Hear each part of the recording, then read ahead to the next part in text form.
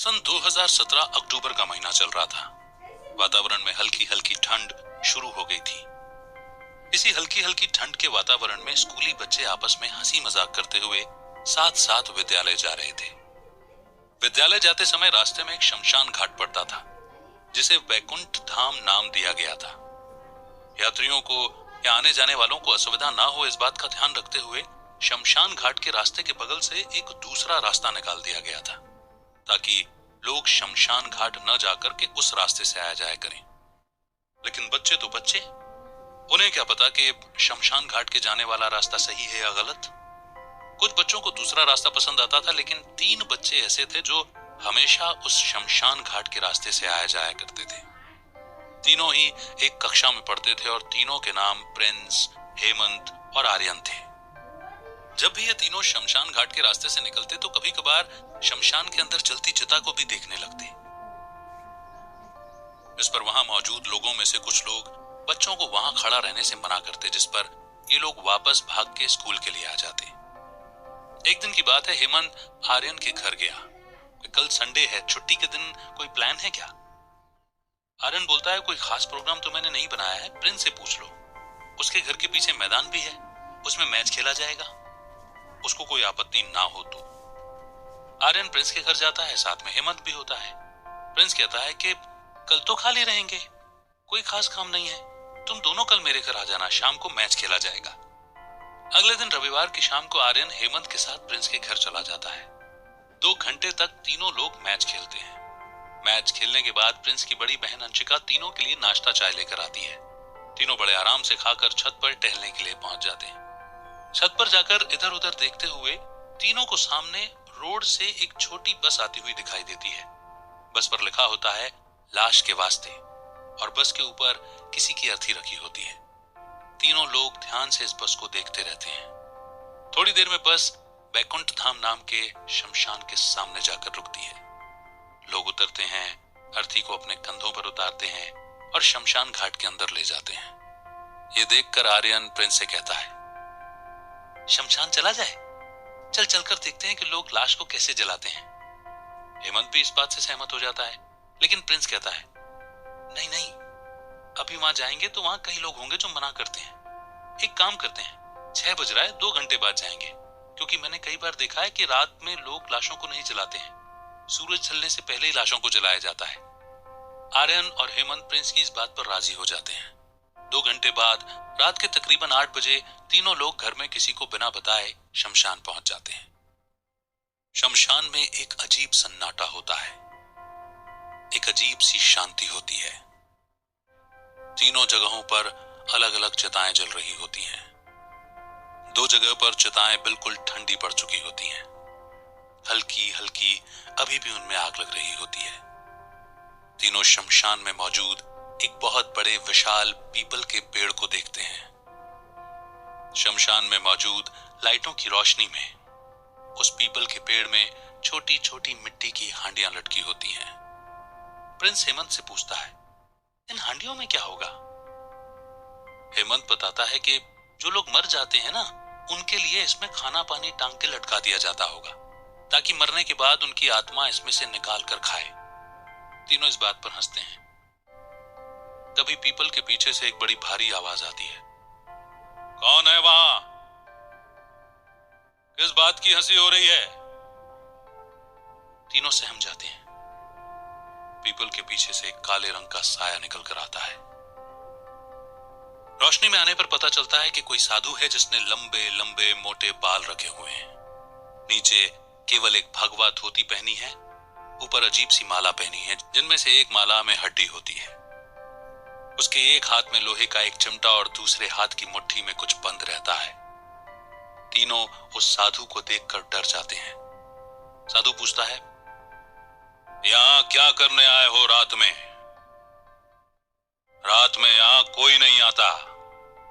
तुम लोगों को असुविधा ना हो, इसीलिए दूसरा रास्ता बनाया गया है। उस रास्ते से आया जाया करो, यहां से चले जाओ। इतना बोलकर साधु पलट जाता है। तीनों जाने लगते हैं। तब हेमंत कहता है, क्या आपने भूत देखा है? हेमंत की बात को सुनकर साधु को थोड़ा आश्चर्य होता है। वो बोलता है, क्या कहा? हेमंत फिर से कहता है, क्या आपने भूत देखा है? साधु को हल्की सी हंसी आ जाती है। वो हेमंत से कहता है, क्यों, तुम्हें क्या करना है? हेमंत कहता है, हम देखना चाहते हैं कि भूत होता है या नहीं।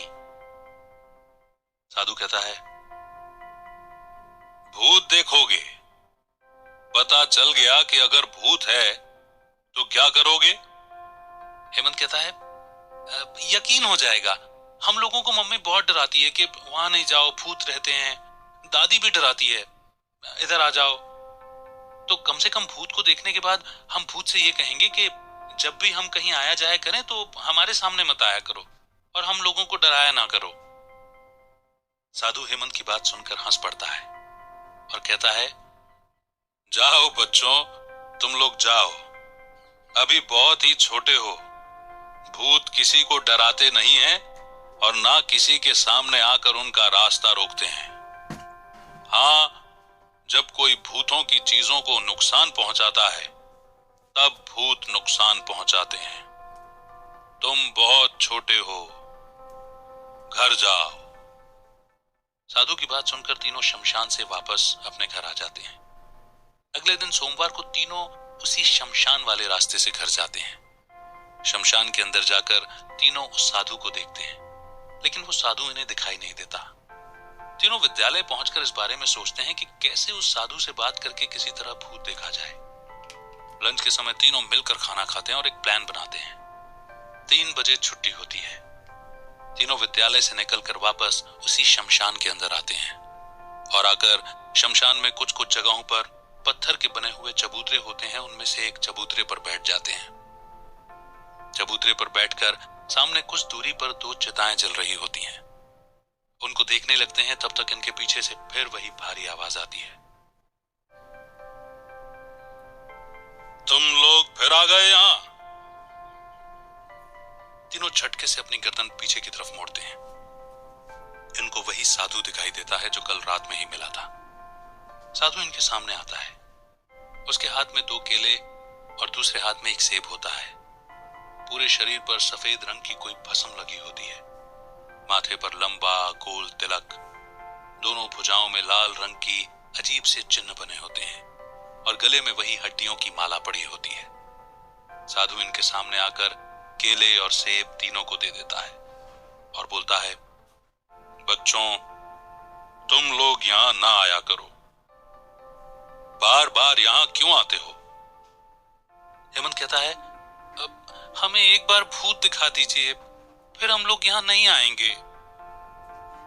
साधु कहता है, तुम लोग अभी बच्चे हो, क्यों इन सब चीजों में पढ़ना चाहते हो? आर्यन कहता है, हम लोग दोबारा कभी नहीं आएंगे, वादा करते हैं। आप बस एक बार भूत दिखा दीजिए कि क्या वाकई सच में भूत होते हैं। हम देखना चाहते हैं ना। साधु वापस जाने लगता है।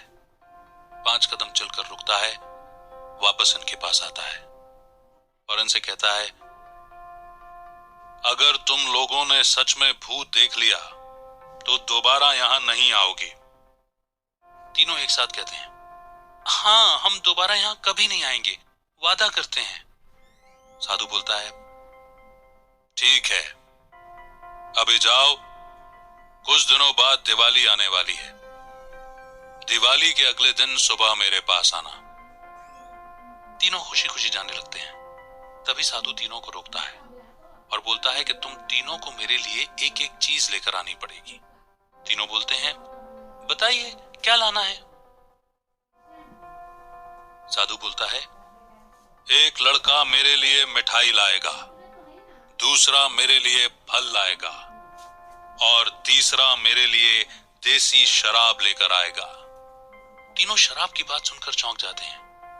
हेमंत कहता है, अब ये नहीं हो सकता, हम लोग शराब नहीं ला सकते। आप इसके अलावा जो कुछ कहेंगे हम ले आएंगे।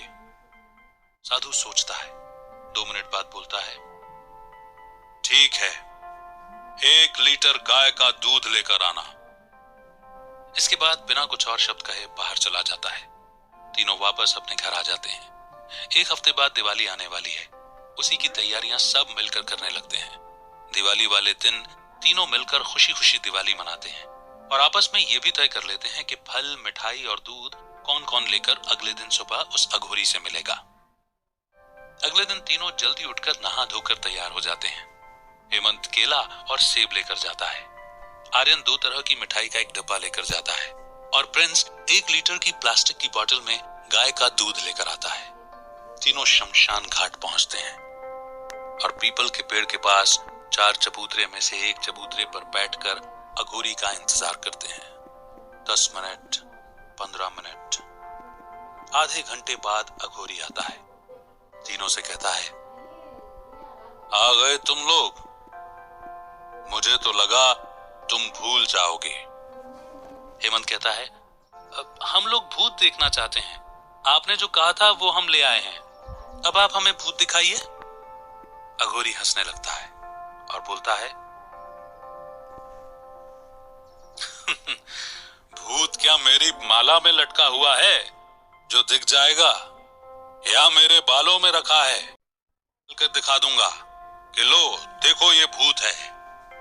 भूत को देखना है तो आज रात को 12 बजे इस पीपल के पेड़ के सामने वो देखो जो छोटा सा मैदान है, वहां कब्रें बनी हुई हैं। उन कब्रों के पास आ जाना, मैं वहीं मिलूंगा। भूत भी दिखा दूंगा, लेकिन मेरी ये बात किसी और को बताई तो ना भूत को देख पाओगे कभी और ना मुझे। रात को 12 बजे आना। इतना बोल के अघोरी जाने लगता है। तब तक प्रिंस कहता है, लेकिन हम रात को 12 बजे घर से कैसे निकलेंगे? अघोरी पलटता और बोलता है कि ये तुम्हारा काम है, रात को 12 बजे आना। अघोरी चला जाता है। तीनों आपस में सोचते हैं कि रात को 12 बजे कैसे निकला जाए। तब हेमंत कहता है कि एक तरीका है। दोनों बोलते हैं, क्या? हेमंत कहता है कि मेरे घर के बाहर वाली बाउंड्री छोटी है। आज रात को तुम दोनों मेरे घर रुक जाना। 11:30 बजे बिना किसी को बताए हम तीनों चुपचाप बाउंड्री फांद के यहाँ आ जाएंगे। प्रिंस और आर्यन को हेमंत की बात ठीक लगती है। तीनों आपस में तय करते हैं कि आज की रात हेमंत के घर रुकेंगे और 11:30 बजे शमशान के लिए आ जाएंगे। तय प्लान के अनुसार तीनों शमशान से बाहर अपने अपने घरों के लिए निकल पड़ते हैं। रात के 11:30 बजे जब सब लोग सो चुके होते हैं, हेमंत, प्रिंस, आर्यन तीनों धीरे से दबे पांव अपने कमरे से निकलकर सीढ़ियां उतरते हुए घर के मेन दरवाजे पर आकर धीरे से दरवाजा खोलते हैं। दरवाजे के बाहर निकलकर बाउंड्री फांद के तीनों शमशान आ जाते हैं। शमशान में आकर उसी पीपल के पेड़ पर जहां मिट्टी की हांडियां लटकी हुई थी, उसके नीचे वाले चबूतरे पर तीनों बैठ जाते हैं। रात के समय अक्टूबर के महीने में ठंड लगने लगती है। तीनों के दिलों की धड़कन इस समय तेज हो चुकी होती है। उन्हें डर लग रहा होता है कि हम लोगों ने भूत देखने की बात कह तो दी, लेकिन अगर इसका परिणाम गलत हो गया तो क्या होगा। 15 मिनट बाद खटखट की आवाज से तीनों चौंक जाते हैं। ऐसे लगता है जैसे कोई चलता हुआ इन्हीं की तरफ आ रहा है। इन्हें एक काले रंग का साया दिखाई देता है। तीनों घबराकर एक दूसरे का हाथ कस के पकड़ लेते हैं। रोशनी में आने से पता चलता है कि ये साया अघोरी है। अघोरी इन तीनों को देखकर मुस्कुराता है और बोलता है, आ गए तुम लोग। मुझे तो यकीन नहीं था कि तुम लोग आ जाओगे, लेकिन अब आ गए हो तो मेरे पीछे पीछे आओ। अघोरी इन तीनों को लेकर शमशान के दूसरे हिस्से में, जहां मुर्दों को गाड़ा जाता है, वहां ले आता है। वहां एक कोने में एक जगह ये तीनों देखते हैं कि एक लाल रंग का कपड़ा बिछा हुआ है।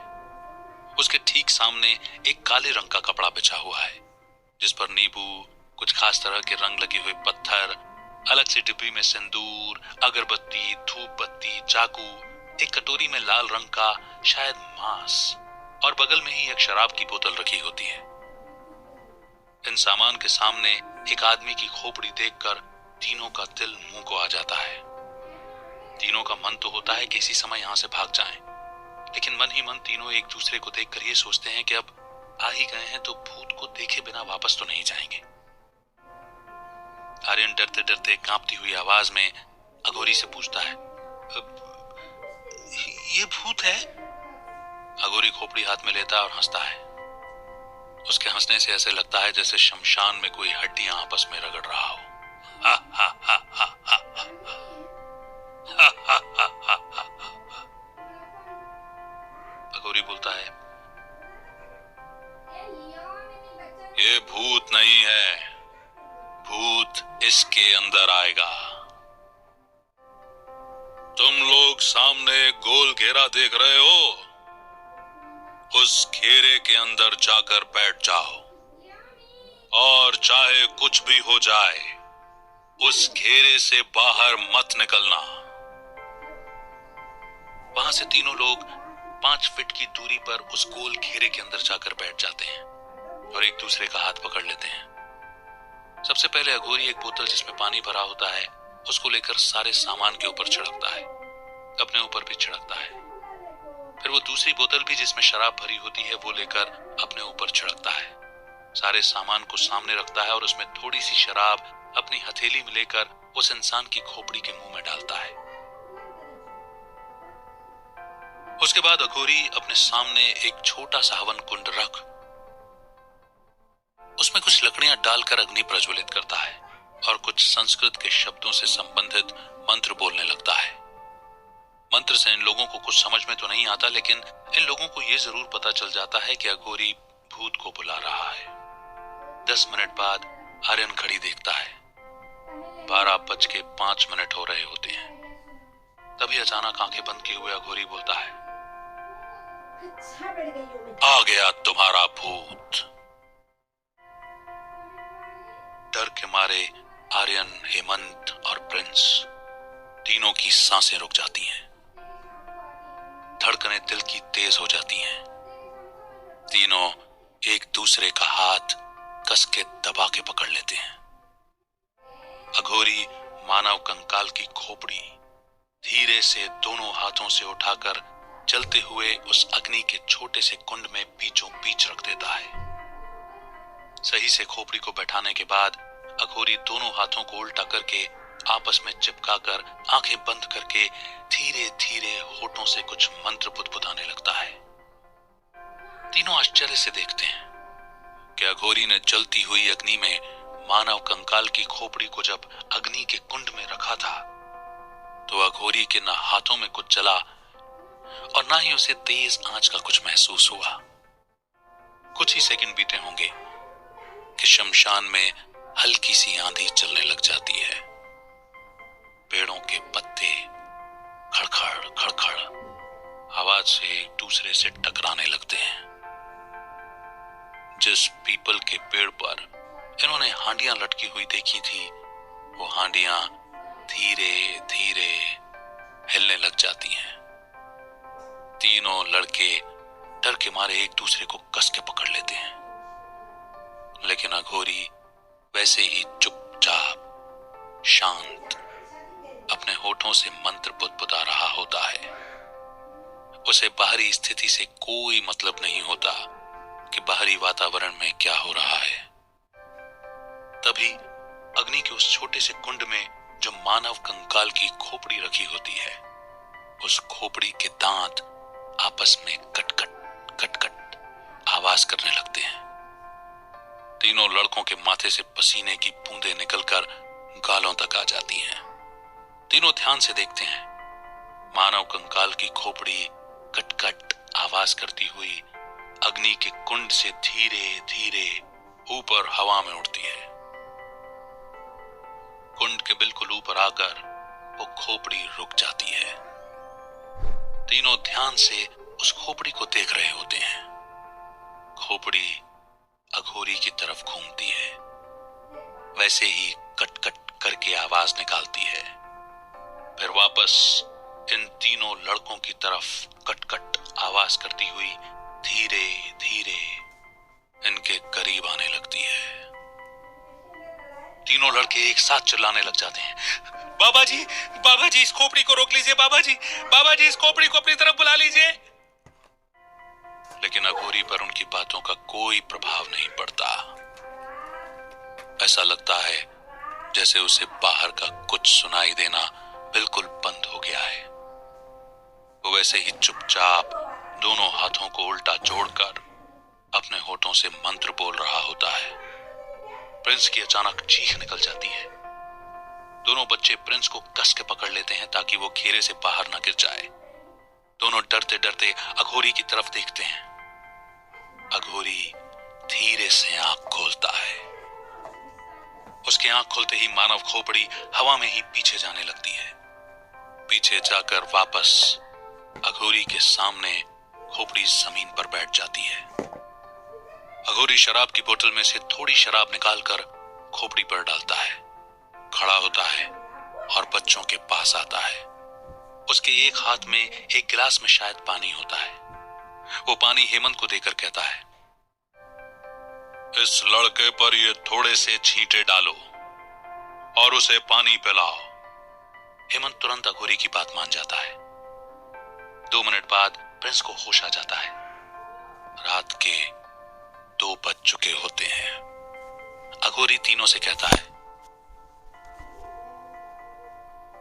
देख लिया भूत, इस खोपड़ी के अंदर मैंने एक आत्मा को ही बुलाया था। अब आगे से ऐसी जिद मत करना। अब घर जाओ। तीनों लड़के अघोरी के सामने हाथ जोड़कर घर के लिए भागने लगते हैं। भागते भागते तीनों हेमंत के घर आते हैं, बाउंड्री फांदते हैं और सबकी नजरें बचाकर चुपचाप हेमंत के कमरे में जाकर बैठ जाते हैं। तीनों का डर के मारे अभी भी बुरा हाल होता है। हेमंत नीचे जाता है, 3 गिलास पानी लेकर आता है। तीनों पानी पीते हैं और बिना एक दूसरे से कुछ बोले चुपचाप सो जाते हैं। तीनों की सुबह 9 बजे आंख खुलती है। तीनों आपस में यह तय करते हैं कि अब हम कभी शमशान नहीं जाएंगे, क्योंकि जिस तरह भगवान का अस्तित्व है उसी तरह शैतान का भी अस्तित्व है। हम लोगों को ईश्वर के बताए रास्ते पर चलना चाहिए। शैतान, भूत, प्रेत, अघोरी, तांत्रिक, इन लोगों से कभी कोई मतलब नहीं रखना चाहिए। तीनों आपस में ये वादा करते हैं कि अब कभी दोबारा वो शमशान वाले रास्ते पर नहीं जाएंगे और ना ही उस अघोरी से दोबारा कभी जिंदगी में मिलेंगे। तीनों अच्छे नागरिक बनेंगे और माता पिता द्वारा बताए रास्ते पर ही चलेंगे।